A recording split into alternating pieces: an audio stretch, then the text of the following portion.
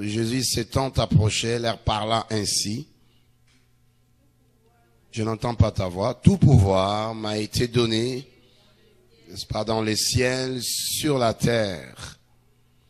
Allez, faites de toutes les nations des disciples, les baptisant au nom du Père, du Fils et du Saint-Esprit, verset 20, et enseignez-leur à observer tout ce que je vous ai prescrit. Et voici, je suis avec vous tous les jours jusqu'à la fin du monde. Jésus étant approché, 18, et leur parlant ainsi, ça c'est un Jésus ressuscité. C'est un Jésus qui venait déjà de mourir à la croix. C'est un Jésus qui venait de payer le prix pour notre délivrance, pour notre salut. C'est un Jésus qui vient de remplir sa mission, de finir sa mission au bois du Calvaire. Maintenant, les disciples se réunirent autour de lui, comme il leur avait donné la mission, il leur avait dit, il avait désigné un endroit en Galilée où il devrait se rendre avec eux après sa résurrection.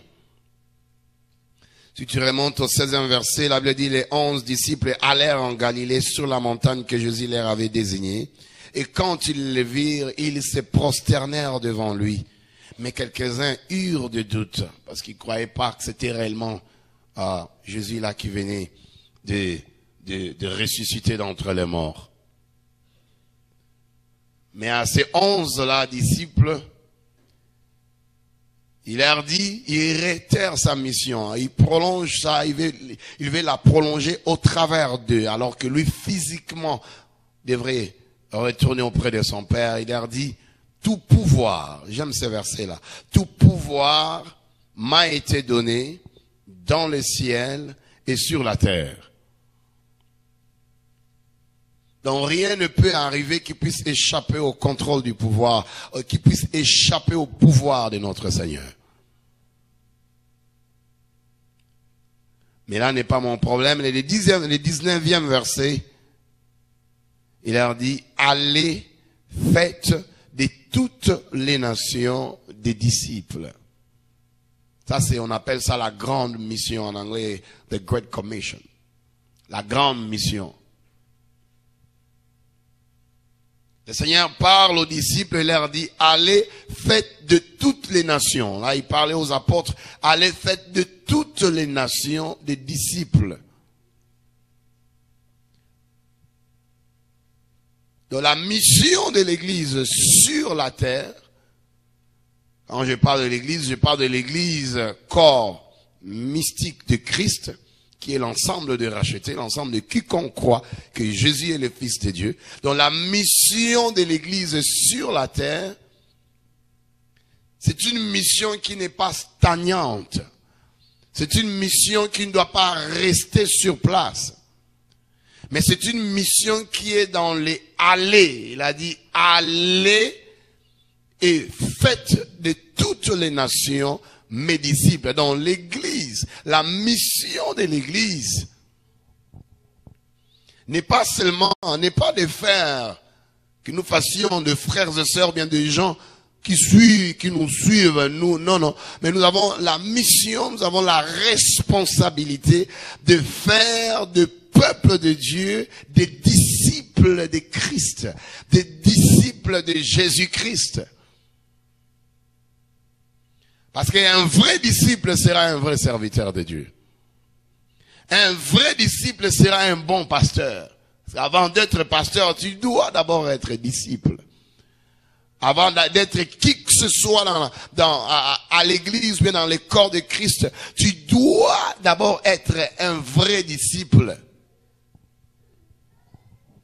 Donc notre appel, l'appel de Dieu dans nos vies, d'abord c'est un appel au discipolat.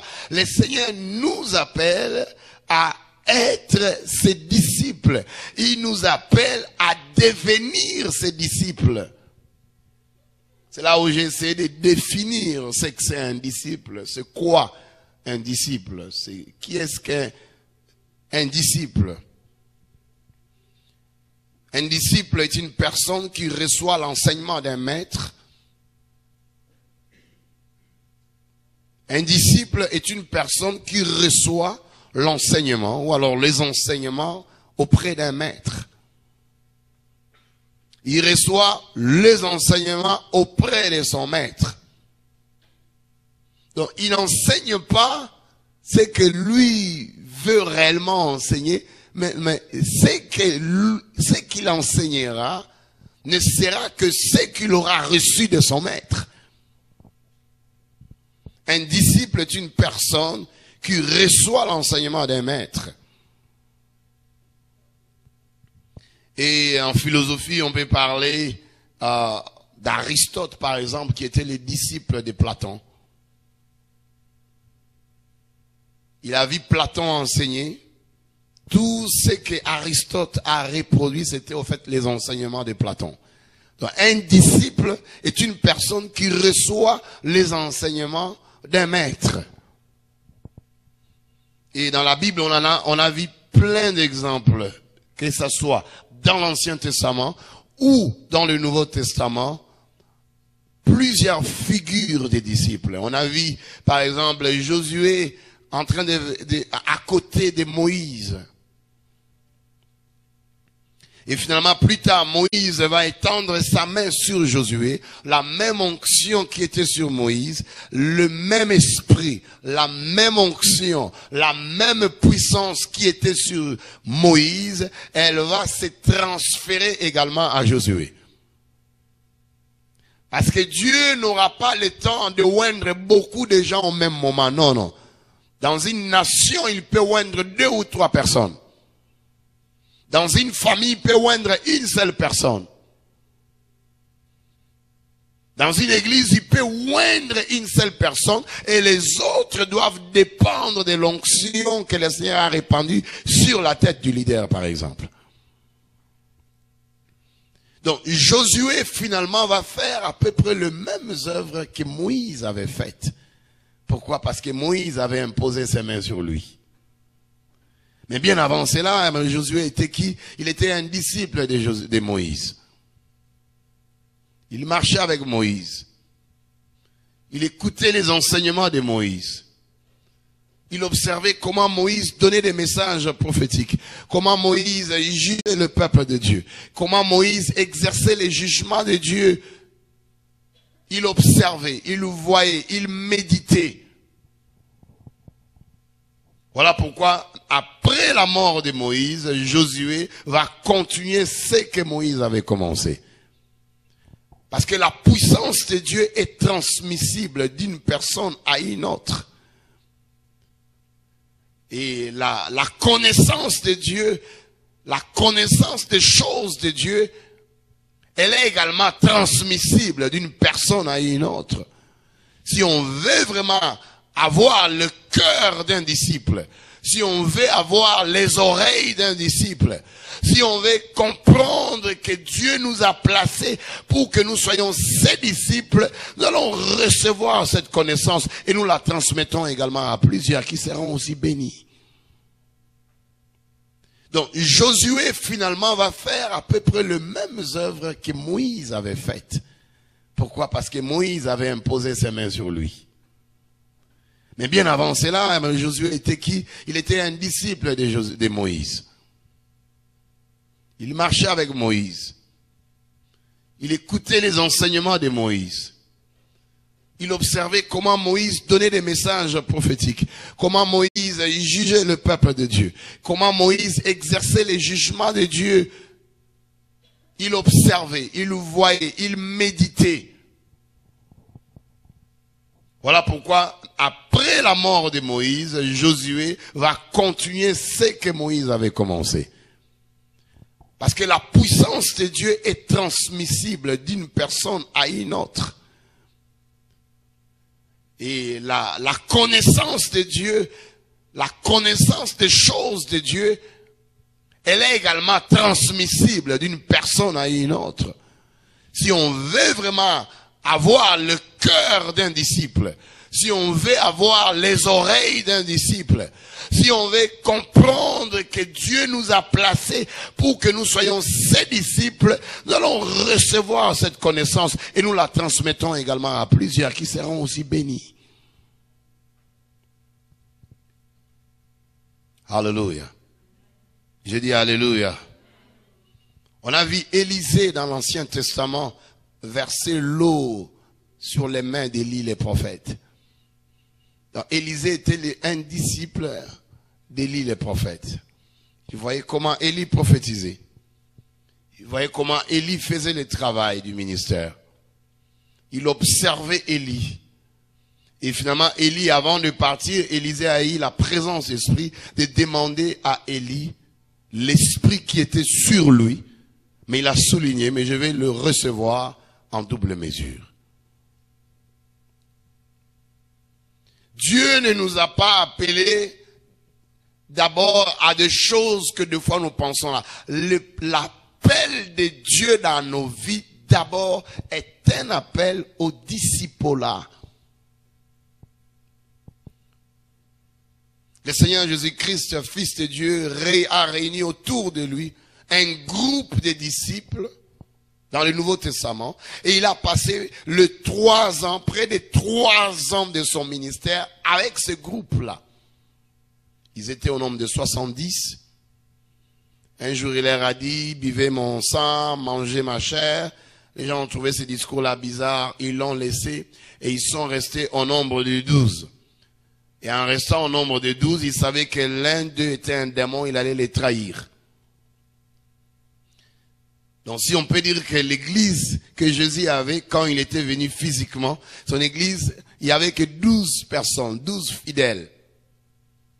Mais il a passé les 3 ans de son ministère terrestre en train d'enseigner, en train de prêcher, en train de fortifier, en train d'encourager, en train de transmettre les richesses spirituelles à un groupe de 12 que la Bible va appeler disciples. Alléluia.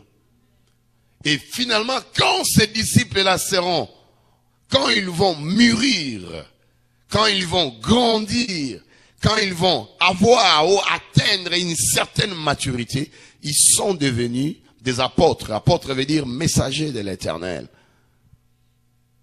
Et vous n'avez qu'à lire les actes des apôtres pour voir les signes, les prodiges et les miracles qui les accompagnaient. Des gens comme des Pierre là, quand Jésus est retourné au ciel. Quand Pierre, c'était comme Jésus lui-même. C'est comme Jésus, il s'est incarné. Il est venu s'asseoir dans la vie de Pierre. Et quand Pierre parlait, c'était plus lui, mais le Seigneur qui parlait en lui. De sorte que même son ombre guérissait les malades. Il n'avait pas besoin d'imposer les mains. Son ombre guérissait les malades. Une fois, il se promène, il a vu un paralytique, il lui a dit, Jésus te guérit, lève-toi. Le paralytique s'est tenu debout, il a marché. Tellement il avait bien assimilé les enseignements d'un disciple, il ne reproduisait que ce que son maître avait fait. Les choses de Dieu se transmettent. En venant ici, si vous avez un cœur, si vous avez des cœurs de gens qui veulent le recevoir, frère, tu vas recevoir la même flamme, le même feu, la même onction que le Seigneur a répandue dans ses ministères. Tu vas le recevoir. Et cela sera également une bénédiction pour toi. Qui dit Amen? Qui dit encore Amen? Donc avant d'aller au ciel, il confia une mission à ses 12 disciples en leur disant, allez et faites de toutes les nations. C'est intéressant, il leur a pas dit, allez faites de toutes les nations, mes évangélistes, des pasteurs, des docteurs, des apôtres, non. Peut-être ça viendra. Mais en premier lieu, il leur dit, allez faites de toutes les nations des disciples. Dieu a besoin d'abord des disciples. Le ciel a besoin des disciples. Le royaume de Dieu a besoin des disciples. Parce qu'un disciple accompli, il sera comme son maître. Il va parler comme son maître Jésus. Il va prier comme son maître. Il va jeûner comme son maître. Il va parler comme son maître. Il va reproduire les œuvres de son maître parce que c'est un disciple accompli. C'est un disciple qui a atteint la maturité. Avant nos titres là, pasteur, archbishop, tout ça, avant les titres, des fois peut-être que nous cherchons d'une manière ou d'une autre, nous devons d'abord être des disciples et alors de vrais disciples. C'est ce que le royaume de Dieu est en train de rechercher. Le cœur d'un disciple. Un disciple, il s'assoit au pied de son maître. Un disciple, il se rend enseignable. C'est-à-dire, il se prédispose à être enseigné. Il se prédispose à recevoir. Il ne se rassasie jamais pour dire que j'ai trop écouté la parole de Dieu, ça, moi j'en ai plus besoin là. Non, non, non, non. Un disciple ne se rassasie pas. Un disciple ne s'habitue pas non plus à la présence de Dieu ou à la puissance de Dieu. Un disciple ne va pas à l'église par religion, par habitude, par complaisance. Un disciple est constamment assoiffé de Dieu. Et vous allez voir que, frères et sœurs, la plupart de nos églises, nous n'avons plus ce cœur-là des disciples. Nous n'avons plus cela. Nous allons à l'église, mais nous cherchons autre chose. Le cœur de quelqu'un qui veut apprendre. Un disciple apprend. Je disais à un bien-aimé, si tu veux faire un long feu, que ce soit dans le Seigneur ou dans les ministères, tu dois être un éternel élève du royaume de Dieu. Un éternel, c'est lui qui apprend, qui apprendra et qui va continuer à apprendre parce que nous tous, nous sommes dans l'école du Seigneur. Il n'y a personne qui peut dire, je suis arrivé. Alléluia. Je dis alléluia. L'ordre missionnaire ici ne se limite donc pas seulement à évangéliser. Oui, l'évangélisation doit être là. Mais il suffit pas seulement d'amener des hommes à la conversion et de les laisser ensuite se débrouiller d'eux-mêmes. Mais l'ordre missionnaire est aussi d'enseigner. Il leur dit, il faut leur enseigner à obéir aux commandements, aux enseignements de Christ. Un disciple de Jésus est celui-là qui reçoit les enseignements de Jésus-Christ au travers le pasteur, au travers la Bible. Il reçoit ces enseignements à travers les hommes de Dieu. Il assimile les enseignements et il veille à ce qu'il puisse les mettre en pratique. Un disciple obéit aux enseignements de son maître. Il les suit minutieusement. La nature même de la formation du disciple vise à nous rendre semblables à Christ. La nature des enseignements du disciple vise à nous rendre semblables à Christ. De sorte que quand les gens vont te voir par ta façon de parler, par ta façon d'être, par ta façon de prier, les gens doivent être à mesure de voir le Christ en toi. Les gens doivent être à mesure de voir le Seigneur en toi. La première fois on a appelé les gens des chrétiens dans la Bible, c'était dans le Nouveau Testament, dans les Actes des Apôtres, à l'église d'Antioche. Ces gens-là n'avaient pas dit, appelez-nous des chrétiens. Non, non. Juste par leur façon d'être, par leur façon de parler. Les disciples d'Antioche, par leur façon d'être, par par leur caractère, par leur comportement, les gens, les habitants de la ville d'Antioche, ils se sont rendus compte, mais tiens, ces gens-là, ils parlent comme le Christ qui était venu. Ils parlent comme un certain Jésus de Nazareth qui était venu. Donc ces gens-là, ils sont des chrétiens. Alléluia. Et on ne peut atteindre ce but que par des enseignements systématiques de la parole du Seigneur.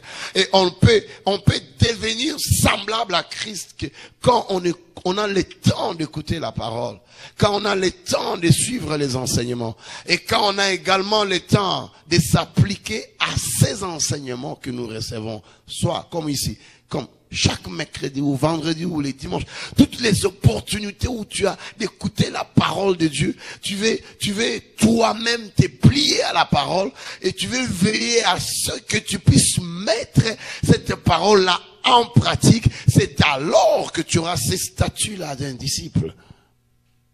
C'est les gens doivent voir le Christ en nous. Mais ce n'est pas le cas de nos jours. Nous allons à l'église, nous sommes des chrétiens, mais quand on regarde nos comportements, quand on regarde notre façon d'être, loin d'être une église, loin d'être un chrétien. On est des chrétiens de nom seulement. On est des chrétiens de nom. Mais est-ce que quelqu'un à côté de toi, est-ce que ton voisin, est-ce que ton collègue au travail, qui te voit chaque jour, il peut aussi témoigner que vraiment, par ton caractère, il a vu Jésus en toi. Il a vu le Christ en toi. Et que ta façon de parler, c'est une façon vraiment d'un enfant de Dieu. Est-ce que les gens qui te connaissent mieux que nous peuvent témoigner ainsi de ta part? Parce que le but des enseignements des disciples, c'est de nous rendre semblables à Christ. Voici le travail de l'Église, faire des disciples.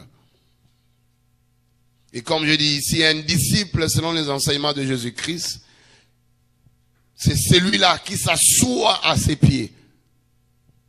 Et comme on ne voit pas Dieu, Dieu est invisible, mais on peut le voir à travers sa parole, au travers des enseignements qui nous sont donnés. Donc un disciple, c'est celui-là qui a la soif et qui s'assoit pour écouter la parole de Dieu. Il prend note, il lit la Bible, il a le temps de méditer, il a le temps de prier, il a le temps de réécouter et de réécouter les enseignements qui ont été donnés. Et vous allez voir, le Seigneur a appelé ses disciples tôt dans son ministère.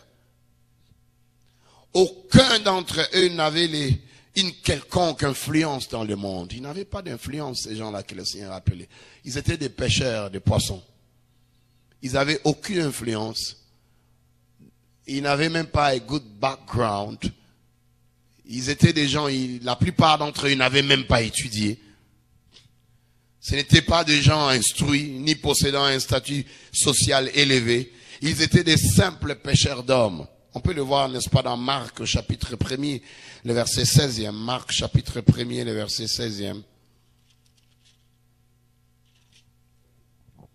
Marc 1er, le 16e verset. Si on est là, on peut le lire. Marc, chapitre 1er, le verset 16. Comme il passait le long de la mer de Galilée, il vit Simon et André, frères de Simon, qui jetaient un filet dans la mer, car ils étaient pêcheurs. 17. Jésus leur dit, suivez-moi, et je vous ferai pêcheurs d'hommes. Verset 18. Aussitôt, ils laissèrent leur filet et les suivirent.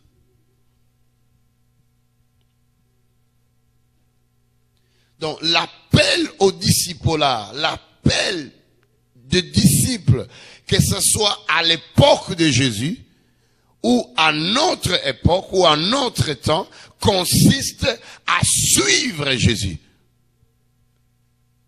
L'appel au disciple-là consiste à suivre le Seigneur Jésus-Christ, consiste à marcher sur ses pas. Leur appel était de suivre Jésus. Alors que leur ministère finalement était de devenir pêcheur d'hommes. Il devait d'abord suivre Jésus avant de devenir pêcheur d'hommes. Il devrait d'abord suivre Jésus avant de devenir pêcheur d'hommes. Mais c'est le contraire qui se fait maintenant. On veut vite devenir pêcheur d'hommes. On veut vite devenir pasteur ou enseignant ou apôtre ou prophète. On veut vite servir le Seigneur sans avoir les critères d'un disciple. Et tellement nous inversons ces choses, il y a trop de dégâts maintenant dans le corps de Christ, trop de dégâts dans l'église. Et j'aime la réponse de ses disciples. Leur réponse à son appel fut instantanée et sans réserve. La Bible dit, ils laissèrent tout pour le suivre.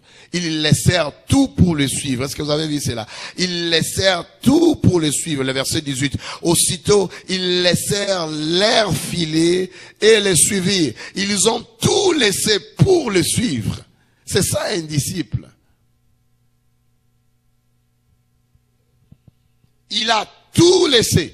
Ils ont laissé leur filet. Ils ont laissé leur barque. Ils ont laissé même leurs poissons. Ils ont tout laissé ces jours-là quand le Seigneur leur a dit, suivez-moi. Ils ont tout laissé pour suivre le Seigneur Jésus-Christ. Ils ont tout abandonné. Leur vie allait désormais être concentrée sur lui-même à ce moment-là. Ils ne savaient pas encore, la plupart d'entre eux ne savaient même pas encore que c'est Jésus-là, c'est le Messie qu'ils attendaient. La plupart, ils ne savaient pas encore, c'était lui le Messie qu'on attendait. La plupart, ils ne savaient pas encore. Mais quand il leur a dit, suivez-moi, ça a brûlé dans leur cœur. Ils ont tout laissé, ils l'ont suivi.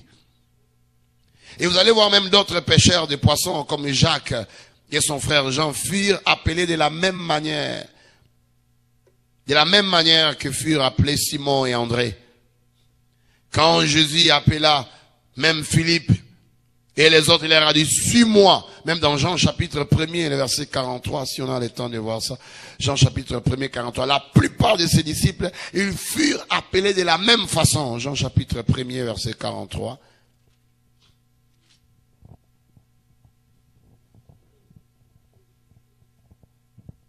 Le lendemain, Jésus voulut se rendre en Galilée. Il y rencontra Philippe.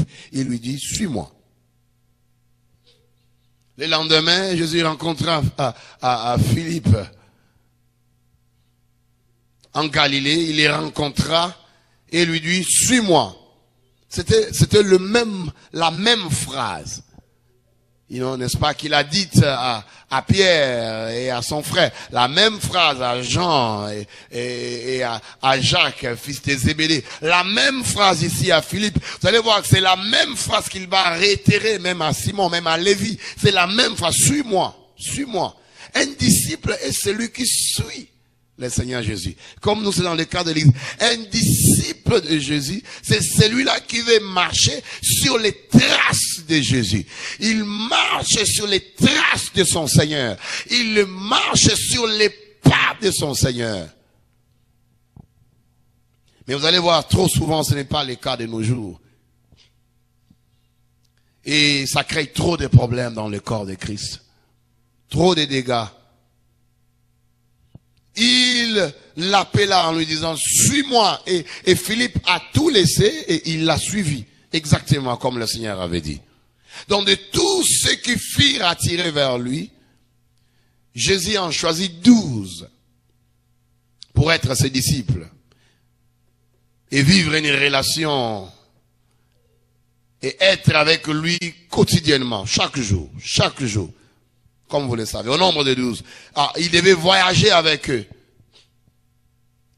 Et il devrait l'écouter. Comment il pouvait les enseigner. Et ils étaient des témoins de guérison. Ils étaient des témoins de miracles qu'il accomplissait. Ils étaient des témoins oculaires de miracles, des accomplissements de prophéties, de guérison, de surnaturel. Ces 12 disciples, ils étaient des témoins oculaires de ce que la main de Dieu faisait avec le Seigneur Jésus. Et ces gens-là devraient marcher avec lui. Il devrait avoir une relation avec lui. Un disciple est celui-là qui a une relation un peu plus approfondie avec son maître. Il passe plus de temps avec son Seigneur, soit en lisant la Bible, soit en écoutant la parole, soit en mettant la parole en pratique, soit en priant ou en allant à l'église. Et je vais donner un seul parmi les caractéristiques d'un vrai disciple.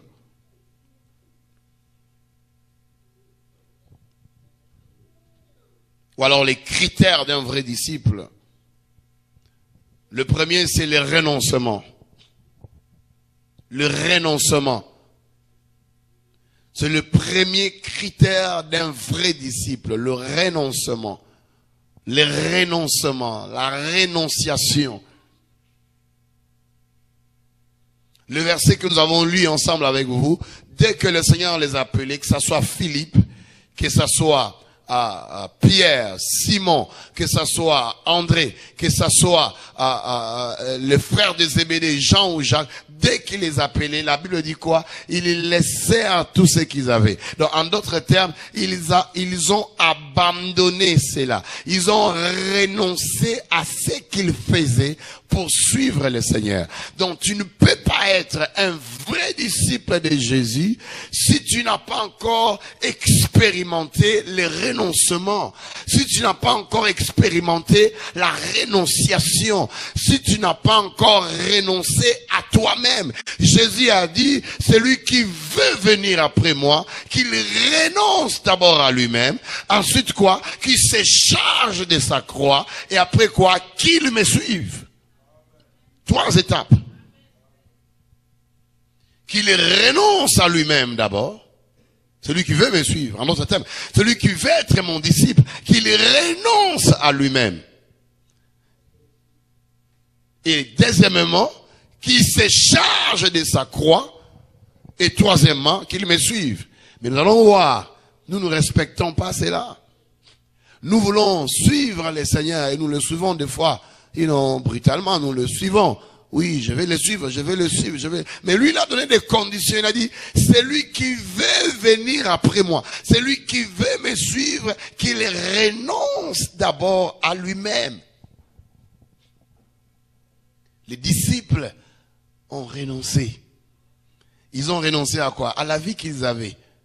Quelle vie? La vie des pécheurs. La Bible dit, ils abandonnèrent leur filet. Ils abandonnèrent leur barque. Ils ont laissé tout ce qu'ils avaient comme affaire, comme business. Ils ont laissé cela pour suivre le Seigneur. Renoncer, c'est refuter.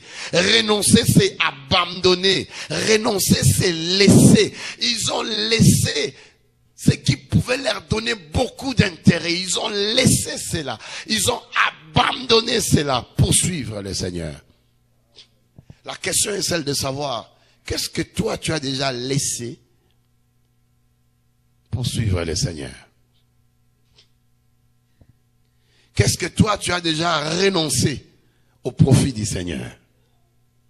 Qu'est-ce que toi tu as déjà abandonné au profit du royaume de Dieu? Dès qu'il les a appelés, ils laissèrent tout. Ils ont compris que nous ne pouvons pas suivre cet homme aussi longtemps qu'on n'a pas encore renoncé à ce qui est notre vie ancienne. Aussi longtemps tu n'as pas encore renoncé à toi-même. Tu seras un problème dans le corps de Christ. Tu seras un problème dans la communauté. Tu seras un problème dans l'église parce que tu vas vouloir vivre comme tu veux. Oh, cependant, le royaume de Dieu, c'est pas comme ça. Il a dit qu'il renonce à lui-même. Qu'il renonce à sa personnalité. Qu'il renonce à sa dignité. Qu'il abandonne sa dignité. Qu'il abandonne sa personnalité. Qu'il renonce son ancienne vie. Voilà pourquoi la Bible va dire, si quelqu'un est en Christ, il est une nouvelle créature. Les choses anciennes sont passées. Ça dit quoi? Il a déjà renoncé aux choses anciennes.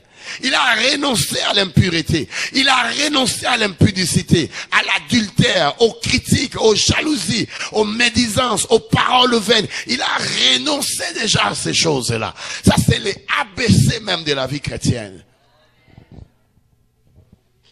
Mais combien c'est triste de voir que dans nos assemblées, même des fois même parmi les hommes de Dieu, tu sens que les choses de Dieu, la nature de Dieu n'est pas là.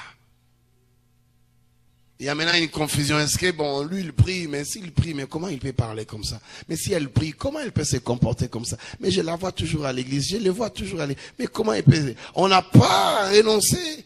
On n'a pas renoncé. On veut conduire des choses par nous-mêmes. Et ça pose des problèmes parce que le maître n'a pas établi des choses ainsi dans son royaume.